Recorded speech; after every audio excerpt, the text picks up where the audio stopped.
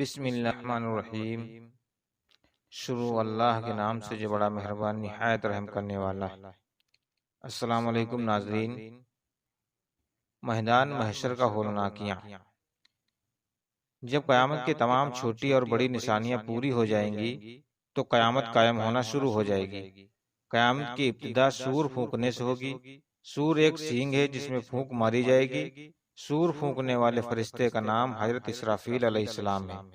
صاحب سور حضرت اسرافیل علیہ السلام جب سے پیدا ہوئے ہیں، اللہ تبارک و تعالیٰ کے حکم سے سور اپنے منہ پر رکھے ہوئے ہیں اور اس انتظار میں ہیں کہ خالق کائنات کی طرف سے کب سے سور پھونکنے کا حکم ہو اور وہ سور پھونک دے۔ حضرت اسرافیل علیہ السلام جب سور پھونکیں گے تو ان کے دائیں طرف حضرت جبرائیل علیہ السلام اور بائیں طرف حضرت میکائیل علیہ السلام ہوں گے۔ سور جمعہ کے دن پھونکا جائے گا۔ سور کی آواز اس قدر شدید ہوگی جو شخص بھی سور کی آواز سنے گا تو اپنی گردن ایک طرف جھکا لے گا اور دوسری طرف سے اٹھا لے گا، یعنی بے ہوش ہو کر زمین پر گر پڑے گا۔ سب سے پہلے جو شخص سور کی آواز سنے گا وہ آدمی ہوگا جو اپنے اونٹوں کے حوض کو درست کر رہا ہوگا۔ وہ سور کی آواز سنتے ہی گر پڑے گا اور دوسرے لوگ بھی جیسے جیسے آواز سنتے جائیں گے گرتے جائیں گے۔ سور کی آواز سننے والوں کو حضور نبی کریم صلی اللہ تعالی علیہ وسلم نے حسبنا اللہ و نعم الوکیل کی تاکید فرمائی ہے۔ سور کو 2 مرتبہ پھونکا جائے گا۔ پہلے سور کی آواز سنتے ہی لوگوں پر شدید گھبراہٹ طاری ہو جائے گی۔ جیسے جیسے سور کی آواز اونچی اور سخت ہوتی جائے گی لوگ ہلاک ہونا شروع ہو جائیں گے اور پھر اللہ تبارک تعالیٰ کے علاوہ تمام مخلوق ہلاک ہو جائیں گے۔ آسمان پھٹ جائے گا اور پگھلے ہوئے تانبے کی طرح سرخ ہو جائے گا۔ سورج اور چاند دونوں بے نور ہو کر اکٹھے کر دیے جائیں گے اور ستارے بے نور ہو کر بکھر جائیں گے۔ زمین اللہ تعالیٰ کے خوف سے بری طرح ہچکولے کھانے لگے گی۔ پہاڑ اس طرح سے ریزہ ریزہ ہو جائیں گے جیسے کہ بکھرے ہوئے گرد و غبار معلوم ہوں گے۔ دریاؤں اور سمندروں کا پانی آگ سے بھڑک اٹھے گا۔ سور پھونکنے سے پہلے جن پر موت نہیں آئی تھی وہ سب جاندار مر جائیں گے۔ جو سور پھونکنے سے پہلے موت جن کی ہو چکی تھی لیکن ان کی روحیں ان کے جسموں میں لوٹا دی گئی تھی، جیسے انبیاء کرام علیہ السلام، تو ان پر صرف بے ہوشی طاری ہوگی۔ جنہیں اللہ تعالیٰ نے چاہے گا وہ بے ہوشی بھی نہیں ہوگی۔ جیسے 4 بڑے فرشتے اور حضرت موسیٰ علیہ السلام، کیونکہ آپ علیہ السلام دنیا میں ایک بار بے ہوش ہو چکے تھے، اسی بے ہوشی کو اس کا بدلہ بنا دیا جائے گا۔ اسی طرح شہداء پر بھی سور پھونک جانے کا کوئی اثر نہیں ہوگا۔ بعض چیزیں ایسی ہیں جو حضرت اسرافیل علیہ السلام کے سور پھونکنے سے بھی فنا نہیں ہوں گی۔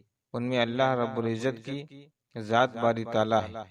عرش، کرسی، لوح قلم اور جنت اور دوزخ اور ان دونوں میں موجود تمام چیزیں اور ارواح بھی فنا نہیں ہوں گی۔ ناظرین، پہلی مرتبہ سور پھونکنے کی وجہ سے جب تمام مخلوق ختم ہو جائے گی اور صرف اللہ رب العزت کی ذات باقی رہ جائے گی تو اللہ تبارک و تعالیٰ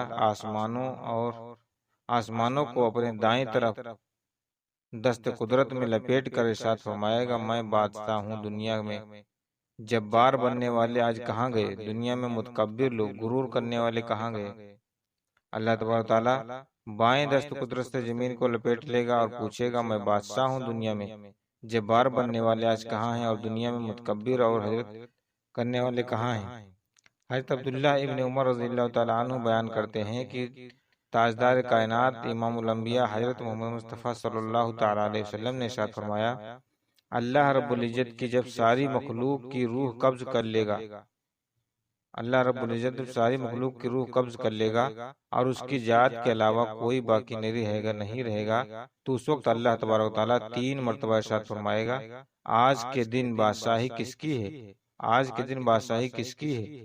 پھر ایک تبر سناٹے کے بعد اللہ تبارک و تعالیٰ خود ہی ارشاد فرمائے گا، آج کے دن بادشاہی اللہ کا وعد کا ہار کی ہے۔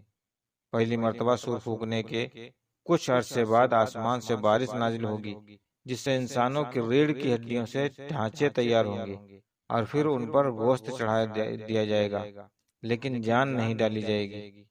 2 نفقوں کے درمیان 40 سال کا وقف ہوگا۔ اتنی مدت گزرنے کے بعد اللہ تبارک و تعالیٰ آسمان سے بارش نازل فرمائے گا، اور جس سے لوگوں کے ذمے اس طرح کے زمین سے پیڑ اگیں گے جس طرح سبزی اگتی ہے۔ حضرت ابو ہریرہ رضی اللہ تعالیٰ عنہ فرماتے ہیں کہ انسان کے جسم سے ایک ہڈی کے علاوہ باقی سارا جسم ختم ہو جاتا ہے، اور وہ ریڑھ کی ہڈی ہے۔ اسی ہڈی سے قیامت کے دن لوگ پیدا کیے جائیں گے۔ ناظرین، پہلی بار سور پھونکنے کے 40 سال بعد دوسری مرتبہ لوگوں کو قبروں سے اٹھائے جانے کا سور پھونکا جائے گا۔ نفخ ثانی کی گرد دوار اچانک آواز نفخ اول سے بھی زیادہ تیز ہوگی، جسے سنتے ہی سارے لوگ اچانک اپنی قبروں سے اٹھ کر کھڑے ہوں گے۔ سب سے پہلے قبر سے باہر تاجدار کائنات امام الانبیاء حضرت محمد مصطفیٰ صلی اللہ تعالیٰ علیہ وسلم تشریف لائیں گے۔ اس کے بعد حضرت موسیٰ علیہ السلام اپنی قبر سے اٹھ کر کھڑے ہوں گے۔ پھر باقی لوگ بھی اپنی قبروں سے باہر نکلنا شروع ہو جائیں گے۔ عام لوگ اپنی قبروں میں شدید گھبراہٹ کی کیفیت میں اٹھیں گے۔ گھبراہٹ سے محفوظ رہنے والوں میں انبیاء، شہداء اور فرشتے شامل ہوں گے۔ بعض کے نزدیک تمام اہل ایمان بھی گھبراہٹ کا شکار نہیں ہوں گے۔ جس آدمی کو جانور نے کھایا ہوگا وہ جانور کے پیٹ سے اٹھے گا۔ جو آدمی پانی میں ڈوبا ہوگا وہ پانی سے اٹھے گا۔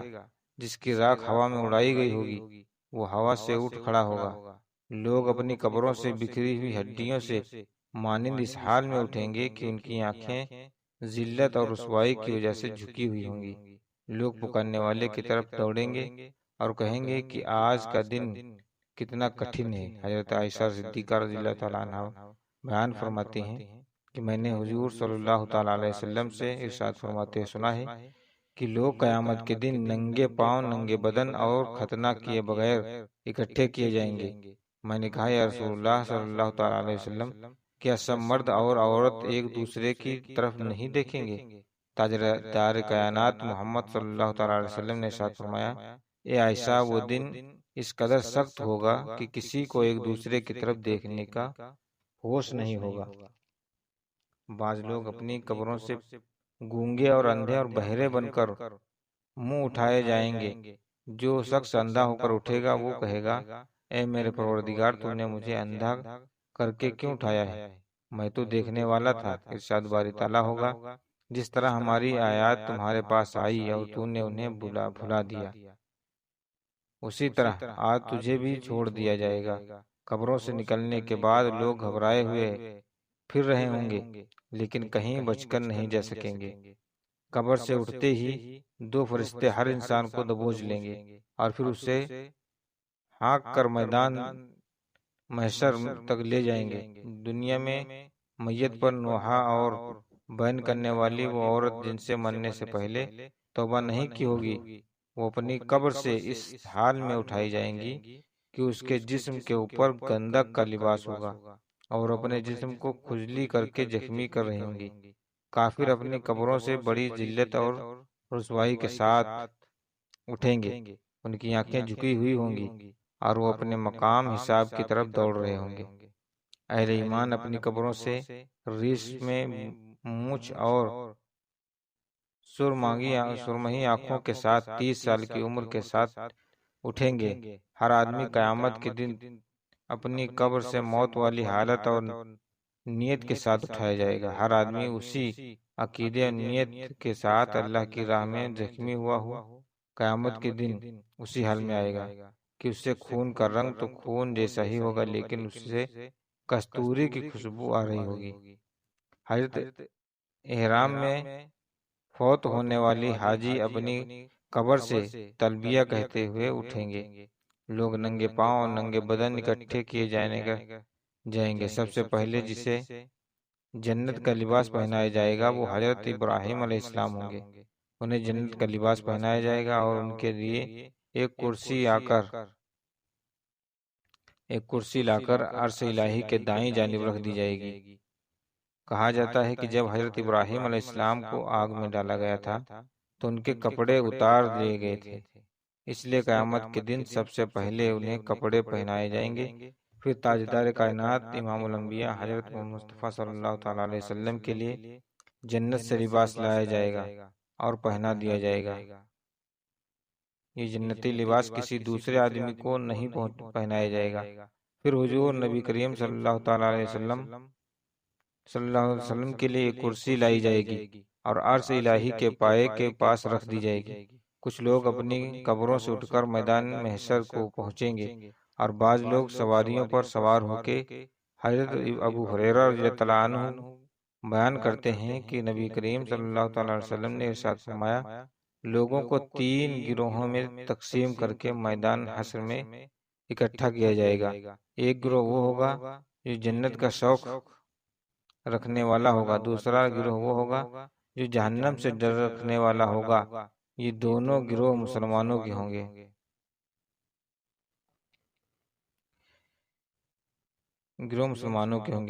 ان میں سے کچھ تو ایک اونٹ پر 2 سوار ہو کر میدان حشر میں پہنچیں گے، کچھ لوگ ایک اونٹ پر 3 سوار ہو کر، کچھ ایک اونٹ پر 4 اور کچھ ایک اونٹ پر 10 سوار ہو کر پہنچیں گے۔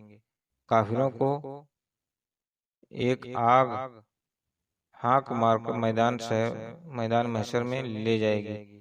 راستے میں جہاں کہیں بھی یہ لوگ تھک ہار کر آرام کے لیے ٹھہرے تو وہ آگ بھی ٹھہر جائے گی۔ جہاں یہ لوگ رات بھر برسنے کے لیے ٹھہرے تو آگ بھی کہیں وہیں ٹھہر جائے گی، اور جب یہ لوگ چلنے لگیں گے تو آگ کی ان کے پیچھے پیچھے رہے گی۔ یاد رہے قیامت کے دن، قیامت سے پہلے بھی آگ لوگوں کو اکٹھا کر کے ملک شام کی طرف لے جائے گی۔